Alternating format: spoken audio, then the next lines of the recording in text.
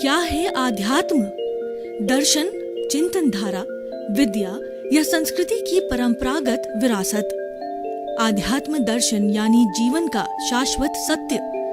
मानव जीवन से जुड़े शाश्वत सत्यों को जानिए और समझिए उपासक डॉक्टर सोहन राज तातेड़ से हमारे खास कार्यक्रम आत्मविज्ञान में। आत्मविज्ञान यानी सही दृष्टि, सही सोच। भाई और बहनों, मातृशक्ति को नमन। स्टूडियो में आपका हार्दिक स्वागत है। हम आपके पास में आत्मविज्ञान कार्यक्रम लेके आए हैं। आत्मविज्ञान को कहते हैं साइंस ऑफ द सोल।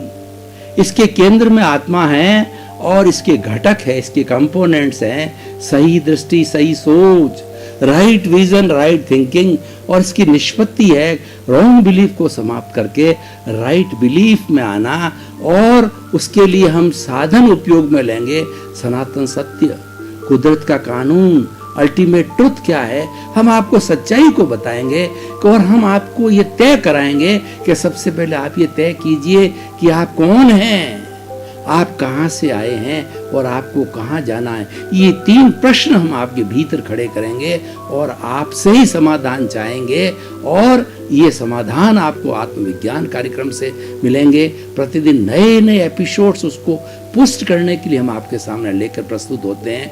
तो आज का हमारा बहुत ही सुंदर विषय है कि सत्य ही ईश्वर है। Truth is God, God is truth. What is God? God is a great energy which has got all the virtues, which has got no demerits, which has got all the merits, which is a mixture, a compound of the good things, good virtues. That is called the God. God जो है वो एक परम शुद्ध तत्व है। उसके अंदर कोई अशुद्धता नहीं है, वो प्योर है। 24 कैरेट्स का सोना है। और जितने हमारे मानवीय गुण, हमारे सांस्कृतिक गुण और हमारे शैक्षणिक गुण और हमारे जितने भी आध्यात्मिक गुण हैं वो गॉड से मिलते हैं। गॉड हमारे सामने एक आइडियल है। गॉड हमारे सामने एक ऐसा आदर्श है कि हम उसकी उपासना करते हैं, उसकी हम पूजा करते हैं और ये भावना भाते हैं कि हम भी गॉड जैसे बन जाएं। और हम बन सकते हैं। मनुष्य एक ऐसा व्यक्ति है जो गॉड बन सकता है। इसीलिए हमारी भारतीय संस्कृति में 4 बातें अति दुर्लभ बताई है। पहली बात है मनुष्य जीवन का मिलना। दूसरी बात है कि ईश्वर के बारे में जानकारी होना, ईश्वर के उपदेश सुनने का मौका मिलना। और तीसरा है कि भगवान की वाणी में विश्वास होना। और चौथा है भगवान की वाणी को जीना। जो ट्रुथ और जिस गॉड की बात कर रहा हूँ, उस गॉड के बताए हुए रास्ते पर चलना, उस गॉड की बताई वाणी को आत्मसात करना, हृदयंगम करना। ये 4 बातें बहुत मुश्किल है। और जिस मनुष्य को मिल जाती है वो धन्य हो जाता है और वो धीरे धीरे गॉड बन जाता है। आत्मविज्ञान गॉड बनाने की प्रक्रिया है। आत्मविज्ञान जीवात्मा से, अंतरात्मा से परमात्मा बनाने का एक मेथोडोलॉजी है, एक सिस्टम है और एक जो है बहुत बड़ा कार्यकलाप है। इसके माध्यम से हम आप सारी रॉन्ग बिलीफ समाप्त कर देते हैं। हमारी जो गलत मान्यता है कि ऐसे होता है, वैसे होता है, जादू होता है, टोना होता है, ये होता है, वो और तांत्रिक होता है, मंत्र होता है, तंत्र होता है, उन सब से हम आपको परे ले जा करके जो कुछ भी आपका जीवन चल रहा है उसमें सही स्थिति को पैदा करो, जिसको हम सम्यक दर्शन कहते हैं।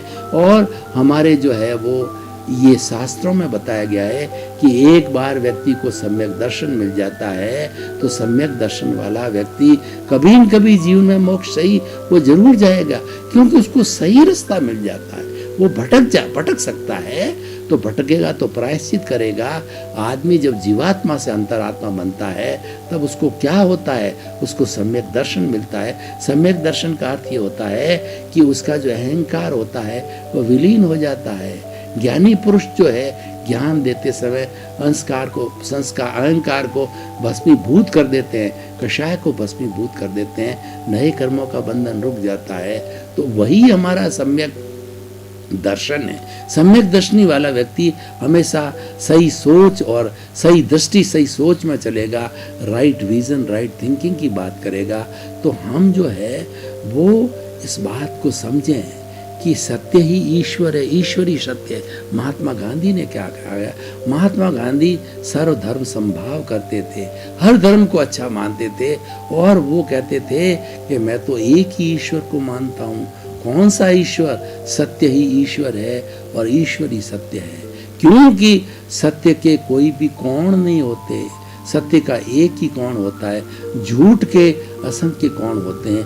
एक झूठ को छिपाने के लिए सैकड़ों झूठ बोलने पड़ता है, लेकिन सत्य एक बार कह दिया, उसको बार बार उसको घुमाना नहीं होता, क्योंकि सत्य के कोई कौन नहीं होते। सत्य की जो है वो अलग अलग जो है दिशाएं नहीं होती है। कैसे? मैं आपको उदाहरण के तौर पर बताऊं कि महात्मा गांधी की बात कहता हूं।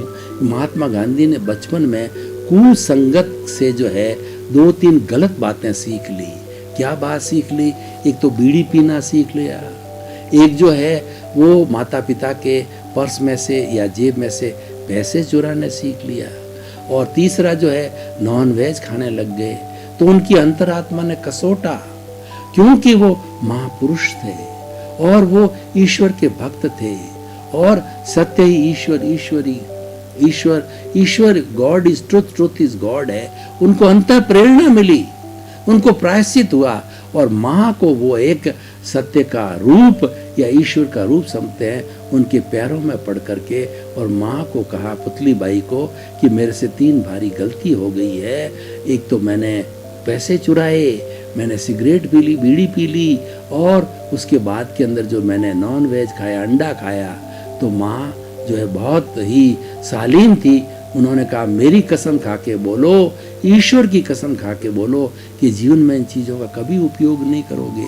और उसके बाद उन्होंने किया भी नहीं, क्योंकि वो महापुरुष थे और वो भगवान में विश्वास करते थे, ईश्वर की माँ की ममता में विश्वास करते थे।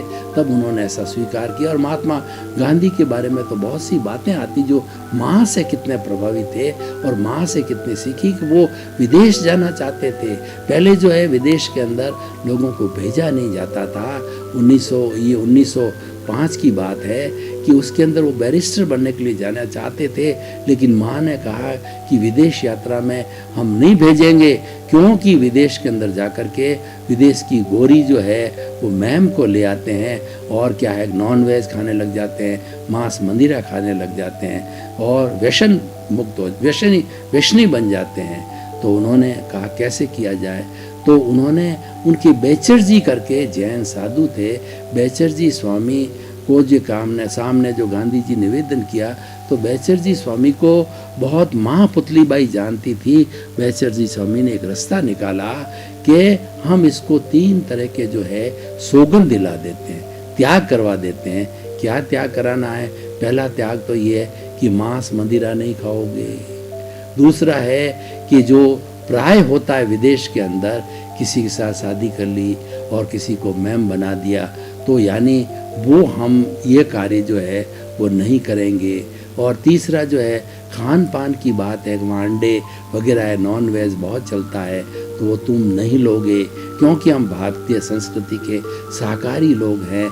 हम ब्रह्मचर्य में विश्वास करते हैं, हम व्यसन मुक्ति में विश्वास करते हैं। तो माँ ने ये बात मान ली, और माँ की साक्षी से, बेचर जी स्वामी की साक्षी से तीनों जो है उन्होंने ओथ ली। और ओथ लेने के बाद में महात्मा गांधी इंग्लैंड गए, बैरिस्टर बन करके आए, और फिर अफ्रीका गए, और फिर जो है वो स्वतंत्रता के आंदोलन के अंदर गए।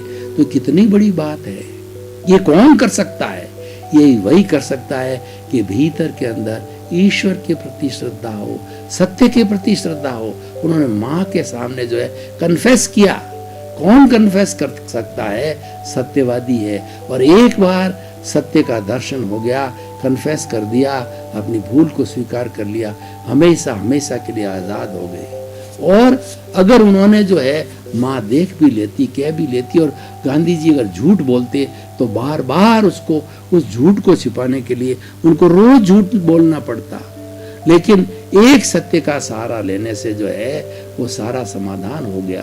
तो ठीक उसी तरीके से हम अपने जीवन के अंदर अगर सत्यवादी बनते हैं, वैसे सत्यवादी को बहुत तकलीफ आती है। राजा हरिश्चंद्र, जब सत्य की बात चलती है, राजा हरिश्चंद्र को सत्यवादी कहा जाता है। और हर महापुरुष की परीक्षा होती है। तो राजा हरिश्चंद्र को जो है परशुराम जी उनके जो थे वो साधु रूप में बन करके आए, उनकी परीक्षा लेने के लिए आए कि ये कितने सत्यवादी है। उन्होंने कहा कि तुम मेरे को जो है अपना गुरु मानते हो तो मुझे गुरु दक्षिणा दो। परीक्षा लेने के लिए जो उन्होंने कहा कि तुम्हारा जितना राजपाट है वो सारा राजपाट मुझे दे दो, ये गुरु दक्षिणा के रूप में गुरु ने मान लिया था। तो तारा, उनकी पत्नी और वो दोनों जंगल में चले गए। 12 वर्ष तक जो है वो एक चंडाल के घर में रहे और तारा बर्तन मांजने के घर में रही। और ऐसी स्थिति अंत में आ गई, उनका जो पुत्र हुआ वो पुत्र भी क्या है कि वो मर गया। तो मर करके तारा जब जो है वो जो है शमशान के अंदर ले गई, तो वहां पे उनकी हरिश्चंद्र की ड्यूटी थी, चंडाल ने लगा रखी थी, बिना कफन लिए तुम किसी को भी जो है शमशान में जलाने नहीं दोगे। तो तारा आई, उसे कफन मांगा। तारा ने कहा मेरे पास नहीं है। तो उन्होंने कहा सॉरी, मैं जो है इसका दाह संस्कार नहीं कर सकता। तो उन्होंने, तारा ने अपनी साड़ी फाड़ करके कफन रूप में दी, तब जाके हुआ। तब ईश्वर प्रकट हुए और उनकी परीक्षा पूर्ण हुई कि ये बहुत बड़े सत्यवादी है, और पुनः उनको अपना राजपाट मिल गया, क्योंकि वो तो परीक्षा थी, परीक्षा की घड़ी में असफल हुए। तो सत्य जो है हमारी परीक्षा लेता है, और वो एक बार परीक्षा लेता है, उसमें हम उत्तीर्ण हो जाते हैं तो बार बार कहने की कोई जरूरत नहीं होती है। और जो सत्यवादी लोग होते हैं वो ईमानदार भी होते हैं, क्योंकि honesty is the best policy जो है। ये truth is God, God is truth से जुड़ी हुई होती है। ऐसा कभी नहीं होता है कि सत्यवादी आदमी जो है वह कोई तरह की अनैतिकता करेगा, बेईमानी करेगा, वो कर ही नहीं सकता, क्योंकि उसके भीतर का जो प्रभु है वो उसको कसोटता रहेगा। और सत्यवादी आदमी कभी भटक भी जाएगा तो प्रतिक्रमण करेगा, वो प्रायश्चित करेगा कि मेरे से गलती हो गई। और प्रायश्चित करना, प्रतिक्रमण करना एक शुद्धिकरण की प्रक्रिया है, एक सब्लिमेशन की प्रक्रिया है, एक प्योरिफिकेशन की प्रक्रिया है। और यही प्रक्रिया सत्य ईश्वर, ईश्वरी सत्य से जुड़ी हुई है। मैं सत्य ईश्वर और ईश्वरी सत्य है, इसको पुष्ट करने के लिए 4 बातें आपको बताता हूँ। सामायिक आलोचना, प्रतिक्रमण और प्रत्याख्यान, ये इस एपिसोड से जुड़ी हुई है। क्योंकि आप कहोगे कि सत्य ईश्वर, ईश्वरी सत्य, फार्मूला तो दे दिया, एक सिद्धांत तो बता दिया, लेकिन इसी रिसर्च मेथोडोलॉजी बताइए, इसका प्रैक्टिकल रूप करके बताइए कि हम किस तरीके से सत्यवादी बने और हमारे में कैसे भावना पैदा करें कि हमारे से झूठ बोला ही नहीं जाए, झूठ उगला ही नहीं चाहे।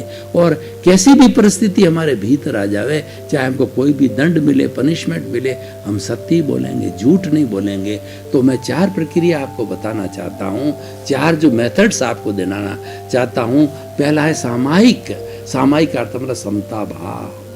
आप जैसी भी स्थिति है उसमें समभाव बनोगे, सुख में, दुख में, अनुकूलता में, प्रतिकूलता में, लाभ में, हानि के अंदर और रोग में, शोक में, सब में आप संतुलन बनाए रखोगे तो आप झूठ नहीं बोलोगे, दोनों को एक समान समझोगे। और सत्य क्या है? सत्य क्या कोई कोण नहीं होता है। सत्य का मतलब होता है यथार्थ रूप से देखना, यथार्थ रूप से बोलना, यथार्थ रूप से सोचना और यथार्थ रूप से प्रकट करना। जो जैसा, जो वस्तु जैसी है उसको वैसा ही मानना सत्य कहलाता है। इसीलिए जो कुछ हमारे घटित हुआ है, जो कुछ हमने किया है, एज इट इज कन्फेस करना। अब कन्फेस में भी आऊँगा, वो मेथड में आएगा। वो कन्फेस करना जो है वो सबसे बड़ा सत्य है। चाहे हमको जेल हो जावे तो वो हमें शुद्धिकरण होगा। वो शुद्धिकरण की मैं आपको प्रक्रिया बताता हूँ। पहली प्रक्रिया सामायिक का मतलब समता भाव मैंने बताया। सामायिक का अर्थ है कि आप अपने दोषों को देखिए, दूसरे गुणों को देखिए, अपने दोषों को देखिए, किसी को दोषित मत मानिए, दुनिया में कोई दोषित नहीं है। दोष देखना है तो अपने हर परिस्थिति के अंदर सत्यवादी व्यक्ति, ट्रुथ इज गॉड अगर का पालन करता है तो वो किसी को दोषित नहीं मानेगा। वो तो ये कहेगा कि इसने मेरे साथ जो बर्ताव किया है, अच्छा या बुरा बर्ताव किया है, इसका कोई दोष नहीं है, ये तो इसलिए किया गया, ये तो मेरा भुगतान क्लियर हो रहा है, ये तो हमारा डेबिट क्रेडिट हो रहा है। मैंने पहले जो है वो क्रेडिट किया था तो अब जाकर के वो डेबिट हो रहा है। हम बैंक में जाते हैं तो हम डेबिट क्रेडिट, अपना चेक देने से डेबिट क्रेडिट होता है, बोलने से डेबिट क्रेडिट नहीं होता है, लिखने से डेबिट क्रेडिट नहीं होता है। 5,000 रुपये कोई हमारे से मांगता है और 5,000 का उसके अकाउंट में हमने चेक दे दिया तो 5,000 debit 5,000 credit is equal to 0। यानी मतलब हमारा पूर्व जन्म के अंदर जितना जितना भी लोगों के साथ में जैसा जैसा व्यवहार किया होता है उसके अनुरूप हमको जो है सजा मिलती है, पनिशमेंट मिलता है, अवार्ड मिलता है और हम शुद्ध हो जाते हैं और हमारा हिसाब क्लियर हो जाता है। और हिसाब के लिए शरीर मिला है और इसी का नाम व्यवहार है। और व्यवहार में क्या है? व्यवहार में किसी का लेना है, किसी का देना है, कोई सुख देगा, कोई दुख देगा, हम उसके अंदर समभाव रखें, इसको सामायिक कहते हैं। और गहरे में जाकर के दोष देखें कि किस किस के साथ हमने क्या क्या दोष किया है, उन दोषों को देखना, उन पापों को देखना सामायिक कहलाती है। और फिर अभी कन्फेस करने की मैंने बात कही, उनको स्वीकार करो, ये दोष मेरे किए हुए हैं, किसी और के नहीं। उसको आलोचना कहते हैं, उसको कन्फेस कहते हैं। सत्य ही ईश्वर है, इसको मानने वाला व्यक्ति हमेशा कन्फेस में विश्वास करेगा, ये गलती किसी की नहीं है, ये गलती मेरी है, किसी को दोषित नहीं मानेगा, वो दोष तो अपने देखेगा। हमेशा उसका दृष्टिकोण अपने दोष को देखना, क्योंकि वो मानता है कि मेरे दोष देखूंगा मेरा शुद्धिकरण होगा। कबीरदास जी ने कितना सुंदर कहा है कि कभी जो उन्होंने इतना सुंदर कहा है कि इस दुनिया के अंदर दोष देखने के लिए मैं निकला लेकिन मुझे कोई दोषित नहीं मिला, और जो दिल खोजा आपना और मुझसे बुरा न कोई। कि जब मैंने जो जगत के अंदर जो देखा तो कोई दोषित नहीं मिले, और खुद गहरे में जाकर के देखा तो मेरे जैसा कोई दोषित नहीं है। तो इसलिए भाई और बहनों, ये बात है कि हमें सामायिक और आलोचना, और तीसरा प्रतिक्रमण एक ऐसी रासायनिक क्रिया है। जैसे कि आप कभी कोलार गोल्ड फैक्ट्री में गए होंगे तो वहाँ पे जो सोने का ओर निकलता है गोल्ड, उसके साथ मिट्टी होती है, ओर के रूप में बाहर आता है, क्योंकि जमीन से निकलने वाली हर चीज ओर के रूप में होती है, मिट्टी उसके साथ जुड़ी होती है। उस ओर को कई रासायनिक क्रियाओं के द्वारा मिट्टी को अलग करते हैं और उसको तपाया जाता है, सोने को तपाया जाता है, मेल्ट किया जाता है, शुद्धि निकाली जाती है। कोई दूसरे तरह का कंपोनेंट हो तो वो अलग किया जाता है। उस प्रक्रिया से 24 कैरेट का सोना बनता है। उसी प्रतिक्रमण जो है हमारी शुद्धि करता है। हमारे भीतर जितना राग द्वेष जमा है, जितना कार्बन शरीर है, उसको हिलाने वाला, उसको टर्बुलेंस करने वाला और उसको शुद्ध करने वाला सबसे बड़ा प्रतिक्रमण है। प्रतिक्रमण क्या है कि ये अभी कन्फेस करो कि ये दोष मेरा किया हुआ है। जाने अनजाने कन्फेस करते रहो। ये 84 लाख जीवा योनि में जरूर किसी के साथ कभी न कभी कष्ट हुआ ही है। प्रत्यक्ष अप्रत्यक्ष क्षमा मांगते रहो कि ईश्वर मुझे क्षमा करो, मेरा दोष है।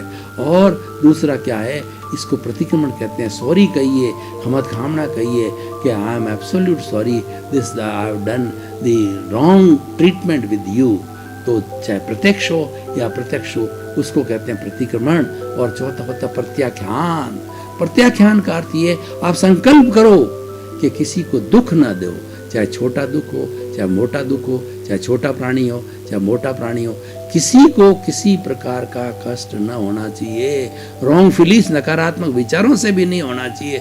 न खुद के प्रति नकारात्मक भाव लाओ, न और किसी के प्रति जो सूक्ष्म है वो नकारात्मक भाव है वो भी न तो किसी प्राणी के प्रति लाओ। उसको दोषित मत देखो। नकारात्मक भाव का मतलब है उस प्राणी को अपने लिए कोई ट्रीटमेंट होता है उसका दोष देखना, वो नकारात्मक भाव है। वो दोष अपने हैं, तभी व्यक्ति हमारे संपर्क में आया है, तभी उसने ऐसा किया है। दोषित कोई होता ही नहीं है। दोस्त तो खुद के होते हैं, वो तो अपना हिसाब चुकता करने के लिए आया। तो प्रत्याख्यान का अर्थ होता है कि जो है मुझे हे मेरे भीतर विराजमान शुद्ध आत्मा भगवान, मुझे ऐसी शक्ति दो कि इस जगत के, चराचर जगत के किसी भी प्राणी को किंचित मात्र भी दुख न हो, मेरे द्वारा कष्ट न हो, दुख न हो। मुझे ऐसी शक्ति दो, मुझे ऐसी जागृति दो और मुझे इतना मजबूत बनाओ, मैं किसी को दुखी नहीं करूं, किसी का कष्ट नहीं दूं, बल्कि दूसरे का कष्ट हरूं। मैं जगत कल्याण करूं, जगत के प्रति अच्छी कामना करूं कि सबको अच्छा जीवन मिले, अच्छा सुख मिले, अच्छी शांति मिले और जो है मंगल की भावना करूं सबके लिए। मुझे उसके विपरीत ऐसी शक्ति दो, अमंगल की जगह मंगल की शक्ति दो। तो ये हमारा सारा प्रत्याख्यान, ये सब शुद्धिकरण की प्रक्रिया है। खाली सत्य ईश्वर, ईश्वरी सत्य व्याख्या करने से कुछ नहीं होगा, आपको करना पड़ेगा। और मरे बिना स्वर्ग नहीं मिलता है। मुझे स्वर्ग जाना है तो मुझे मरना पड़ेगा। आपको कुछ प्राप्ति करना है, कुछ पाना है तो आपको खोना पड़ेगा। बिना खोए हुए आप पा नहीं सकते हो। आपको खोना क्या है? आपको खोना है राग द्वेष। आप राग द्वेष खोगे, राग द्वेष को मिटाओगे तो समता भाव आएगा। समता भाव आने से मोक्ष की प्राप्ति होगी। और वो खोने के मेथड मैंने सामायिक आलोचना, प्रतिक्रमण, प्रत्याख्यान बताया, ये खोने के मेथड है। और पाने के मेथड जो है, जब हम खोएंगे तो ऑटोमेटिकली प्राप्त हो जाएगा। आपने राग द्वेष को खो दिया और ईश्वर बन जाओगे। Truth is God, God is truth क्या है? आप स्वयं ईश्वर बन जाओगे और कभी आप झूठ बोलोगे ही नहीं। जो व्यक्ति ज्ञानी पुरुष होते हैं और जो मुमुक्षु होते हैं, जिनको ज्ञान मिल जाता है, जिनको महात्मा कहा जाता है, वो ज्ञानी पुरुष जो है वो कभी भी रॉन्ग बिलीफ में नहीं जाते, वो राइट बिलीफ में जाते हैं और जीवन का एक दृष्टिकोण बना देते हैं 5 आज्ञा के माध्यम से कि इनका पालन करके मैं जो है वो सत्य ही कोई ईश्वर मानूं, ईश्वर को ही सत्य मानूं। और इस तरीके से हमारी ये बात पुष्ट हो जाती है। भाई और बहनों, आपका बहुत बहुत धन्यवाद।